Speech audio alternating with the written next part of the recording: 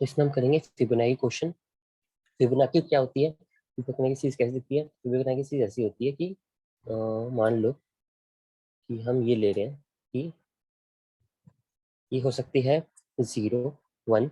अब इन दोनों का सम अगले में 0 1 का सम अगले में 1। अब इन दोनों का सम अगले में 2। अब इन दोनों का सम अगले में 3। अब इन दोनों का क्या सम इसमें, ये हो गया 4, और सॉरी ये हो गया 5। ठीक है, अब इन दोनों का सम अगले में, तो ये हो गया 8, और इस तरह से चलती रहती है। ठीक है, इसको करने के काफी तरीके हैं। इसका पहला हम जो करेंगे वो करेंगे नॉर्मल तरीके से, नॉर्मल फिबोनाची सीरीज। इसका टाइम कॉम्प्लेक्सिटी 2 रहेगी और स्पेस कॉम्प्लेक्सिटी भी 2 रहेगी।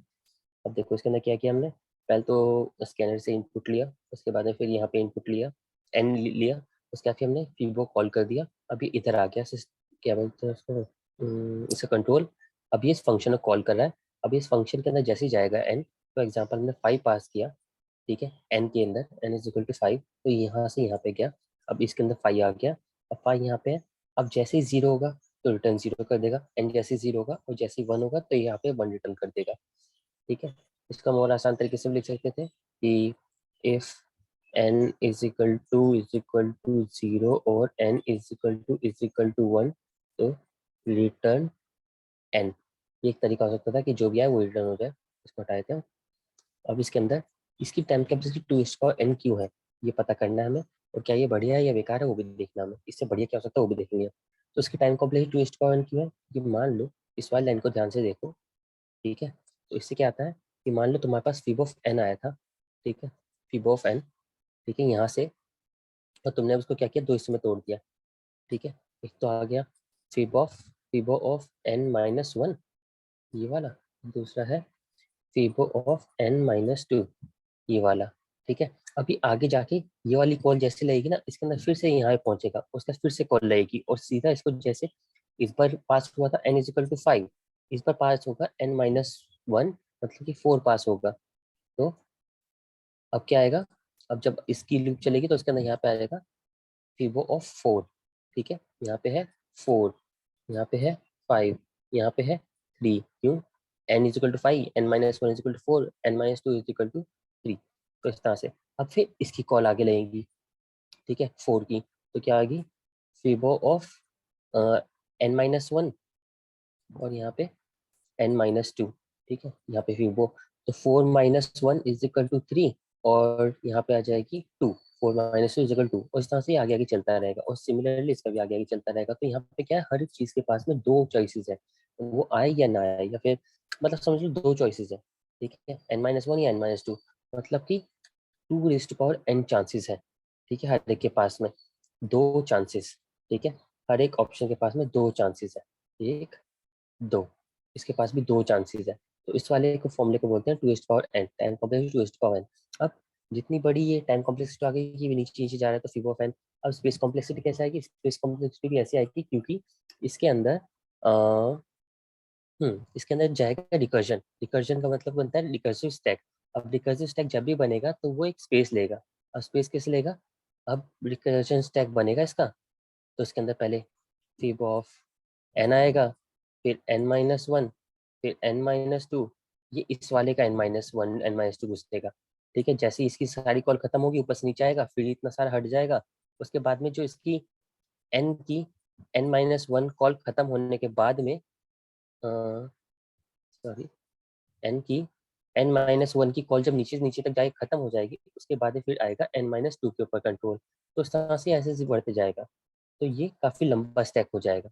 ठीक है, तो इसके अंदर पावर भी वो स्पेस ही मानते हैं 2n। तो कैसा होगा, नहीं आधा कम रहेगा क्योंकि आधा आने के बाद में ही फिर ये इधर जाएगा, लेकिन worst case time complexity 2n रहेगा। तो इसको अब हम समझ गए हैं, इसके अंदर दो टाइप की हो गए। और हाँ, इसके अंदर बेसिक कंडीशन क्या है कि मान लो कि तुम करते करते करते करते यहाँ पहुंच गया कि अब तुम्हारा n इज इक्वल टू 1 आ गया है, तो फिर उधर से ही इसके अंदर से करते करते, फॉर एग्जाम्पल तुम जहाँ ऐसे पहुंचे जहाँ फिब 0 आ गया है तुम्हारे पास, और इस तरफ आ गया है फिब 1, तो इधर से तुम इसको 0 रिटर्न कर दोगे और इधर तुम इसको 1 रिटर्न कर दोगे, और तुम्हारी पूरी ऐसे चल जाएगी। ठीक है, तो ये हो गया तुम्हारा नॉर्मल तरीके से।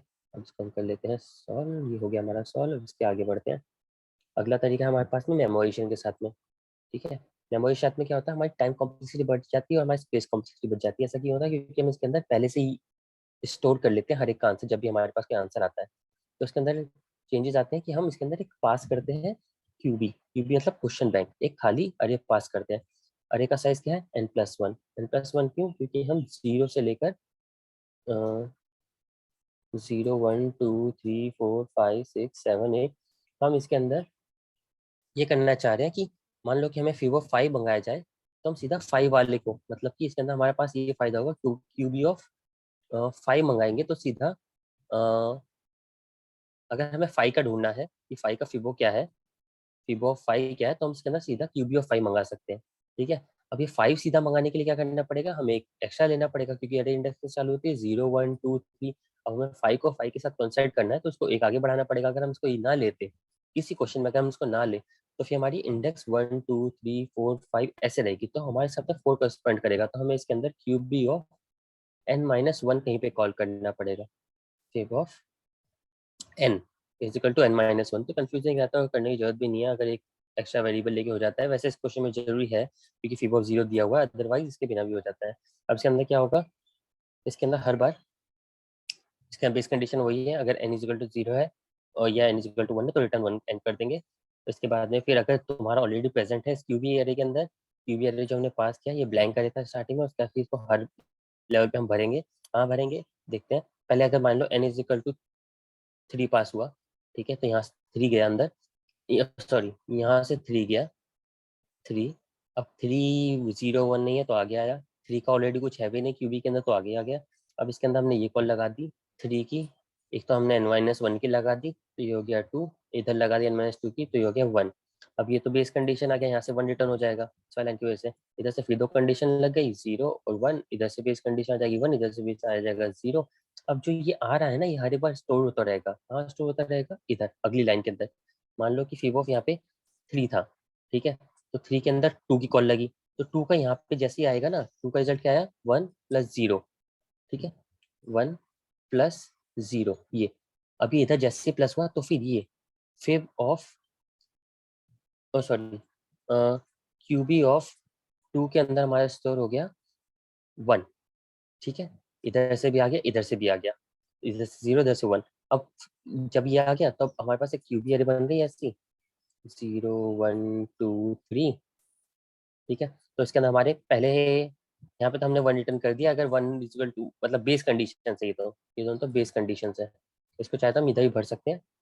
ठीक है, वो हम टेबुलेशन में देखिए टेबुलेशन में कैसे भरेंगे। तो इधर बस हम ये कर सकते हैं कि इसका आंसर आ गया हमारे पास, इसका आंसर आ गया 1 और इसका आंसर आ गया हमारे पास इधर से 1 इधर से 1, तो इसका आंसर आ गया 2। ठीक है, तो इधर 1 होता है इधर 0 होता है, इस टाइप की तुम्हारी कुछ ये दिखाई देती है फिबोनाची सीरीज। तो ये क्यूजिकल 2 आ गया। अब जब इसको चाहिए होगा 3 के लिए, तो 3 के लिए जैसे 2 को कॉल लगेगी, तो इस बार तो जरूरी नहीं है, जबकि बड़ा एग्जाम्पल होता है तो वहाँ पे ज़्यादा काम आती है सारी चीज़ें, तो इस बार हम उसको भूल सकते हैं और इतना सा है कोड। अब आगे चलते हैं, अब आगे वाले कोड के अंदर है टेबुलेशन के साथ में। टेबुलेशन के अंदर क्या होता है, टेबुलेशन के अंदर हम अम, सीधा फिब ऑफ एन पास किया, फिब ऑफ एन गया। अब इसके अंदर हम एक डीपी बना लेते हैं, डीपी अरे बना लेते हैं। ठीक है, 1D अरे, 1D अरे किस साइज की n+1 साइज की। अब इसके अंदर कोई अरे बना लेते हैं n+1 साइज की, मान लो कि 5 है n, तो हम 6 साइज की अरे बना लेंगे 0 1 2 3 4 5 एंड 6। ठीक है, ये बना लिया। अब डीपी ऑफ 0 के अंदर 0 रख दिया, डीपी ऑफ 1 के अंदर हमने 1 रख दिया। अब 2 से लूप चलेगी तो क्या करेगी, डीपी ऑफ आई मतलब DP of 2 is equal to D of i-1 plus i-2, मतलब i-1 को प्लस कर देंगे और प्लस ये प्लस कर देंगे, मतलब 1+0, मतलब कि 1 स्टोर हो गया यहाँ पे। अब हम ये चीज़ हटा देते हैं। ठीक है, आगे बढ़ते हैं।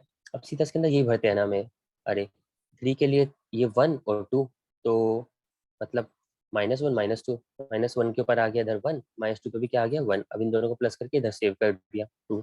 ऐसे ही आगे चलती रहेगी।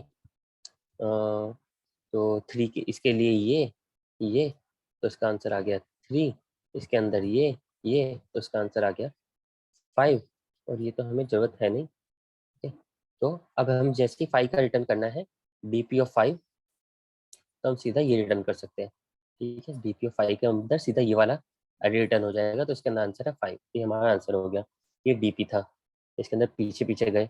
अब ये है, इसको हम कांस्टेंट टाइम में भी कर सकते हैं। कांस्टेंट टाइम में कैसे कर सकते हैं इसको, कि हम एकदम टेबुलेशन से करेंगे। टेबुलेशन के जैसे टेबल भरा करता था, ठीक है, उसके अंदर हम ये अरे ले रहे थे, तो अरे के लिए 1D अरे लग रहा था, जिसके लिए इसकी टाइम कॉम्प्लेक्सिटी और वो टाइम स्पेस कॉम्प्लेक्सिटी आ रही थी ओ ऑफ एन, एक अरे लगने की वजह से। लेकिन अब हम अरे नहीं लेंगे तो उसके बिना कैसे हो जाएगा।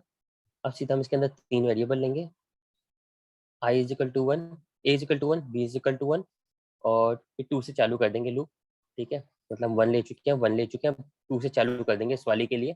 अब इस वाले का आंसर क्या होगा, इसको हम सी बोल लेते हैं। इसका आंसर होगा इन दोनों का सम, ठीक है, इन दोनों का सम आ गया 2। और फिर हम इसको री इनिशियलाइज करते हैं, मतलब ए को बी दे देते हैं, बी को सी देते हैं। मतलब ये क्या पाया था हमारे पास, ए बी और ये सी, तो हम क्या करें, री इनिशियलाइज। अब ए इसको हमने ए बना दिया, इसको हमने बी बना दिया। अब फिर से सी एक खाली चीज हो गई, और फिर से ये चीज चलेगी, ये इसको ऐड करेगा, इसको ऐड करेगा 3, उसके बाद फिर से हम इसको ए असाइन कर देंगे, और इसको बी असाइन कर देंगे, और सी असाइन करते रहेंगे। फाइनली जब आउटपुट आएगा तो आउटपुट होगा हमारा बी, ठीक है, ये बी आ गया।